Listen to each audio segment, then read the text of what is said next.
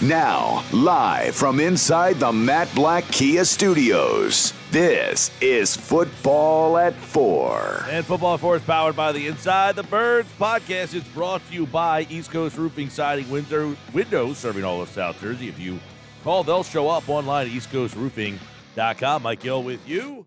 Geoff Mosher in the house today. We'll talk to him a little birds. I want to get into the conversation Ryan and I were having last hour.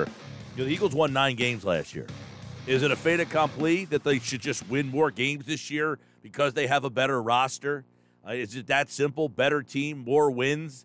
How big of a factor is Jalen Hurts? Look, you know, Jalen Hurts won 9 games last year as the quarterback of this team. Now, did they win all those games because of Jalen Hurts? How many games can we look back on from last year and say, yeah, they won because of Jalen Hurts? Like that game, they won that game because Jalen Hurts was excellent in that game. A couple of them, right? I mean, I'm not saying all of them, but we can discernibly say the first game of the season against the Atlanta Falcons, they won that game, and Jalen Hurts had a big game, right? How many jersey sales did Jalen have after that? So let's bring Geoff Mosher into the conversation. It's something that we talked about in the last hour here, Moshe, which was, you know, the Eagles won 9 games last year. And, you know, I was asked a question the other day about the ceiling of Jalen Hurts. I said, the ceiling for me is that you can win a lot of games with Jalen Hurts, to which we kind of got into, does that necessarily mean you win more than 9 games automatically this year? I said, well, I mean, the roster is better. So to you, is it like a fait accompli that they should win more than 9 games because the roster's better, or is there other variables here that you're looking into? No, it's not a fait accompli. I say all the time in the NFL, especially for teams that don't have kind of that Brady or that Roger, you know, someone who, when you're sort of lacking in that all-pro caliber quarterback, that those teams know they're going to win 10 to 12 a year just on quarterback alone. But progress in the NFL isn't always linear. So just because the Eagles went from 4 to 9 and then added better players doesn't mean they're going to go from 9 to 10, 11, 12, 13 or anything more. There's always injuries. There's always scheduling. There's just a ton of factors that go health, which I guess goes with injury. But there are just a ton of factors. Improvement from the teams within your own division and on the teams that you play. How many times you've now seen a team, for example, they're going to play the Lions in the season opener. I think the Eagles should be favored. I expect that they will win the game, but that will be the second year in a row that the Lions are now game planning for the Eagles and have seen Jalen Hurts. So there are a lot of variables and a lot of factors. I do think it's a better roster than they ended last year with. But to be fair, Mike, were they a 9-win team because they had 9-win talent last year, or was it because the last 5 or 6 games they played, you know, a bunch of teams that were either on first-year quarterbacks, struggling quarterbacks, backup quarterbacks, or COVID-ridden teams?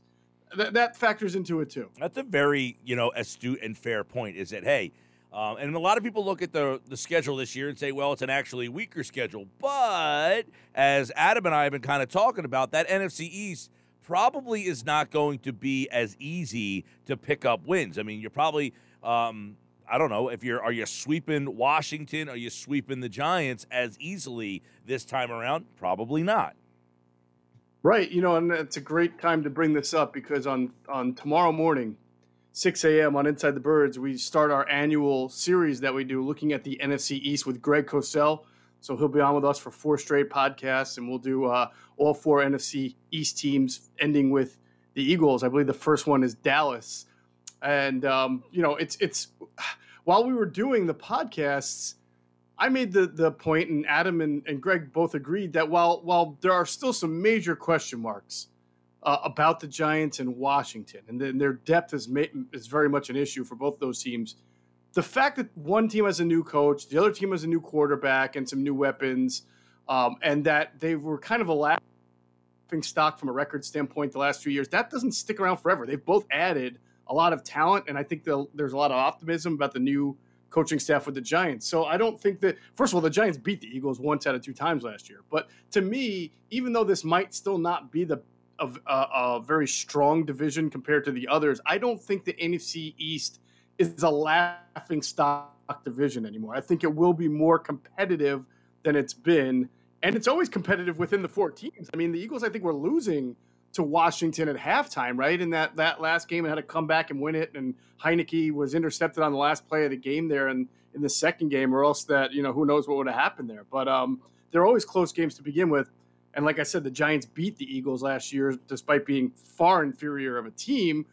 But now I think this division has more juice to be competitive. Yeah, I definitely agree with that. Now, I say, look, the Eagles won 9 games last year. The roster's better.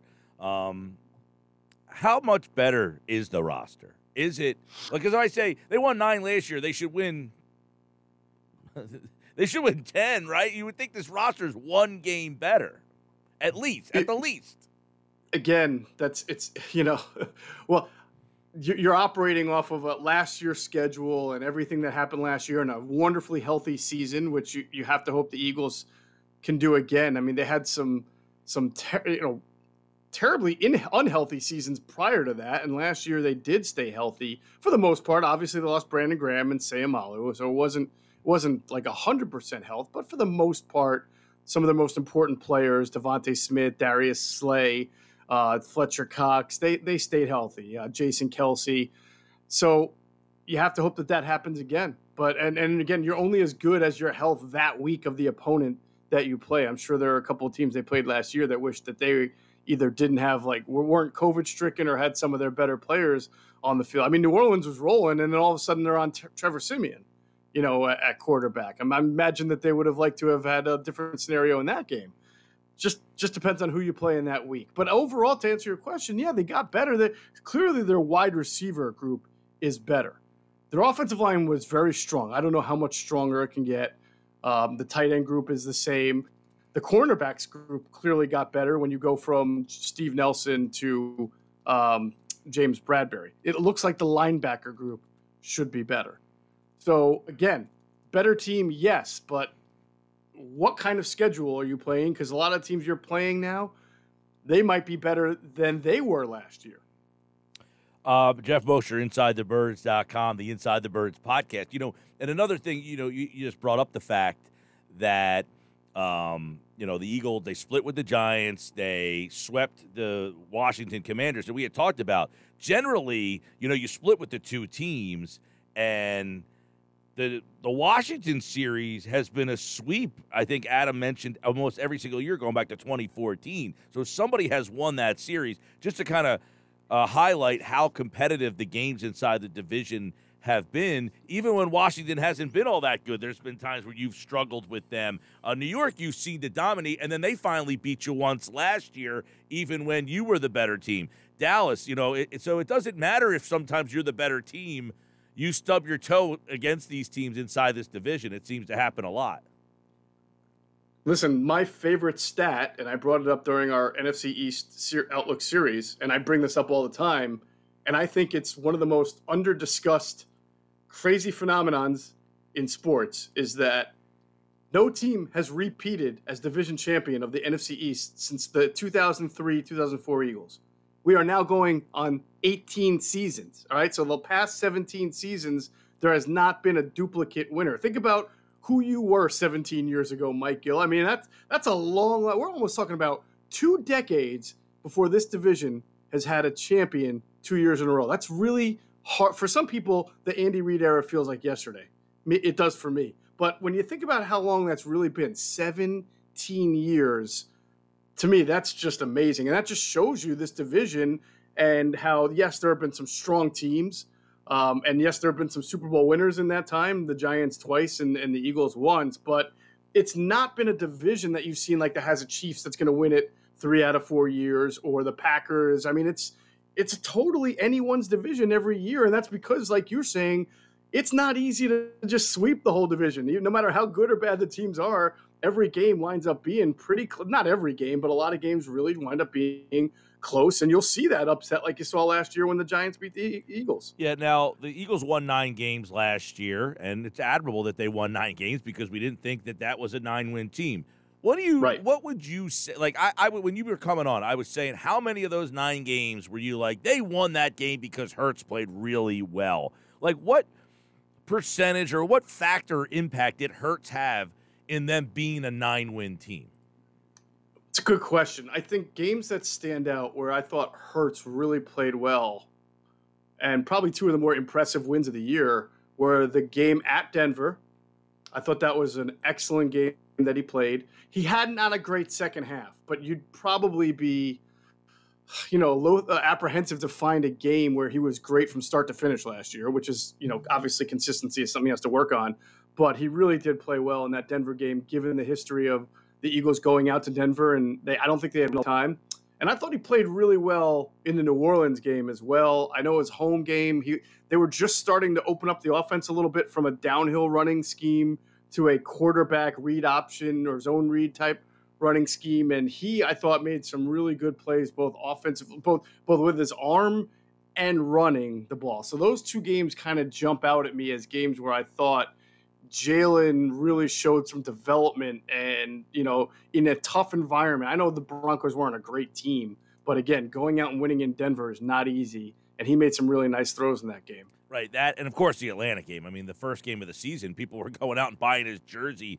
Well, yeah. I think that was a little bit of. I always say week 1 is a little bit of fool's gold, whether you win or lose. There were some wacky upsets every year in week 1 too that never really hold the line. But yeah, he did play well in that game. Right, that was he was 27 of 35, 77% completions, 264 yards, 3 touchdowns. He ran 7 times for 62 yards. And, at the end of the day, we were talking about what his ceiling is. That was really the question. What is the ceiling of the team with him? And my answer really was, I think you can win a lot of games. I don't know what that gets you, but I think you can win if he's in the right situation. If you're going to ask him to throw the ball 55 times a game, no, probably not. But if he's throwing 25 to 30, you probably can win more than you lose with Jalen Hurts. I think that's fair. I think that's probably similar to the conversations that the Raiders have with Derek Carr, who to me is a better thrower of the football than Jalen Hurts, which I would say makes him right now a better quarterback than Jalen Hurts, but still one of those guys that's not in your top 10. If you're making a top 10 to 12, Derek Carr is probably not on that list. So the Raiders probably have that kind of conversation, and probably the same kind of conversations that are going on in New Orleans about Jameis Winston, where they're still trying to build a really good team. I mean, they went and traded a first-round pick, and, they drafted the receiver from Ohio State, and they drafted a tackle, and I think they've added some people in free agency. They added Marcus Williams, and no, they lost Marcus Williams. They added Tyrann Mathieu. They added Marcus May. So they're clearly sort of doing what the Eagles are doing too, right? They're saying, we don't know if we have a top 10 quarterback here, but we're going to build a really good team and hope he can help us. Well, and this goes to, that list that came out the other day of the executives from ESPN that, execs, coaches, players that everybody's been debating on. I said, I don't care if Lamar Jackson's 9, 10, 8, 5, honorable mention. I think what this list shows you is that there's a lack of talent at that spot. Like, so this, everybody's looking for this franchise quarterback, and I would say he doesn't exist. So at some point you have to be, I don't want to say satisfied with what you have. You should always strive to find better. But sometimes the answer isn't there. You just can't do it just to do it. And I feel like San Francisco put themselves in that spot where they just did something just to do it. And I don't know that they got the right answer, but they weren't satisfied with Garoppolo, so they did something, and now they're in this position. And I think Philadelphia is going to have to make that decision at the end of this year. Yeah, and I see what San Francisco did as more of a methodical and smart plan. If they knew that they could only get so far with Jimmy Garoppolo, and that is making it to a conference championship or losing a Super Bowl, and they could get a quarterback who they believe can be 20% better than Jimmy Garoppolo just because he's A, either more athletic, or B, has a stronger arm and can drive the ball down the field, then it makes sense because you don't expect yourself to be picking in the top 5 when you're a pretty good team like the 49ers have been. So you kind of maneuver like the Eagles have been doing as well to put yourself in position to get one if you need one. You're right that the top 10 list really reflects that, only 30% of the league can say we've got a guy that we think or we're almost positive can win us a Super Bowl because he's that special, because 10 out of 32 isn't so great. So I guess to your point is, if you don't have one of those guys, you try to build up the best possible team and also equip yourself with some assets so that if you need to make a move at the quarterback position the following year, that person can kind of come into a good environment. You're not blowing everything up and starting all over. Talking with Geoff Mosher, Football at 4 here on the Sports Bash Live, 97.3 ESPN, the 97.3 ESPN free mobile app. And, another big part of this is how is this offense going to look, right? Are they going to change this more? Because one of the things we talked about was they threw the ball a lot the first half of the year. I mean, you look at his attempts, 35, 39, 48, 37, 26, 34, and then 14, 17, 23. Obviously, they took a downward turn there. Now, just getting A.J. Brown, I don't know, do they say, hey, we got to throw the ball 10 times more? Or do they keep the offense the same and just say, hey, if we only throw it 25 times, those plays are going to be made that weren't made in the 25 times we threw it last year. You know what I mean? Yeah, no, I don't think that first of all, everybody sees what you do. Everybody catches up to what you do. You can't be a static team in the NFL. And when what you're doing is basic, which is running the ball, people are going to catch on to that even faster. Even, not just teams like Tampa Bay, but even any team that you play. The Eagles went not only and traded for A.J. Brown, but they paid him a lot of money. And they paid Dallas Goedert money last year, to one of the top 5 tight ends from a paycheck standpoint. They have to throw the ball better, not just because they're paying guys and upgrade it, because they believe that's the only way they're going to truly be considered one of the 4 to 5 best teams in the NFL. They know that doing what they did last year was a tourniquet, not a recipe to winning Super Bowls. So if they did feel it was a recipe to winning Super Bowls, they probably wouldn't have gone out and got A.J. Brown. So they know they've got to pass the ball better. They have to pass the ball more, and they've got to be able to drive the ball and score touchdowns through the air. There's no doubt about it. Oh, listen, I certainly agree with the fact that they got to throw the ball a little bit more, but I don't think they need to be a team that throws it 35, 40 times, right? Disagree. I think they do if they want to win Super Bowls. Now, when you say 35 to 40, it depends. They have to throw the ball, in my opinion, the way good passing teams do in the first half. Now, if they have 14, 15, 16-point leads going into the fourth, you want to then give the ball to your running backs and run out that clock, and then you wind up only throwing like 35 to 38 passes. That's fine too. Or using Jalen Hurts in the RPO game or even in the read option game and having him run a little bit, maybe not as much as last year, peak Jalen Hurts, but still, that's fine. I can understand that. But I do think that they have to be able to complete a high percentage of their passes and throw more than 30 times a game. He's Geoff Mosher. It's InsideTheBirds.com is where you can find his work. Listen to the Inside the Birds podcast. And tomorrow, Andrew's back with the NFC North. We kind of got sidetracked last week when Andrew was out. So it'll be the NFC North, and then Adam's back on Friday. We're getting a week closer to training camp. July 26th is when Eagles camp opens, and we'll be all over that here on the Sports House, although I won't be here for the start of Eagles training camp. So, God bless y'all. You guys I guess we'll have to make do. You guys enjoy training camp without me, okay? All right, Geoff Mosher. We'll have to figure out how to do that, Mike. I'm sure you guys will be okay. We'll powwow and figure it all out, yeah. All right, man. Take care. See you, man. All right, Geoff Mosher here from InsideTheBirds.com. Yes, training camp is July 26th, and, of course, we'll have all the coverage here on the Sports Bash Live on 97.3 ESPN, the 97.3 ESPN free mobile app.